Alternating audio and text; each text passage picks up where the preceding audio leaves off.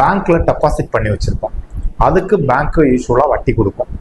அந்த வட்டிக்கு டிடிஎஸ் பிடிச்சிட்டு தான் பேங்க் யூஸ்வலாகவே பேலன்ஸ் அமௌண்ட்டை கொடுப்பாங்க. எக்ஸாம்பிள், உங்களுக்கு ஒரு வட்டி வருஷத்துக்கு ஒரு 10 லட்ச ரூபா வருது அப்படின்னா ஒரு 10%, எக்ஸாம்பிள் 1 லேக்கை பிடிச்சிட்டு பேலன்ஸ் 9 லட்சம் தான் உங்க அக்கௌண்ட்ல கிரெடிட் பண்ணுவாங்க. 1 லட்ச ரூபாயை டிடிஎஸ்ஸா பிடிச்சிட்டேன்னு சொல்லுவாங்க பேங்க். அதுக்கான சர்டிபிகேட்டும் உங்களுக்கு கொடுத்துருவாங்க.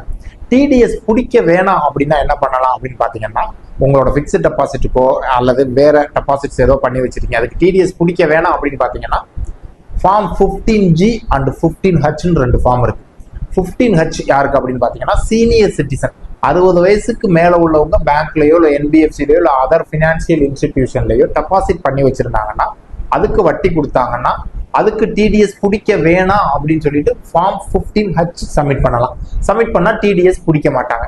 எப்ப டிடிஎஸ் பிடிக்க மாட்டாங்க? உங்களோட டோட்டல் இன்கம், அதாவது டெபாசிட்ல இருந்து வரக்கூடிய இன்ட்ரெஸ்ட் மாதிரி வேற எல்லா இன்கமையும் டோட்டல் பண்ணீங்கன்னா உங்களோட பேசிக் லிமிட்டை தாண்டலைனா 15H கொடுத்து டிடிஎஸ் பிடிக்க வேணாம்னு சொல்லலாம்.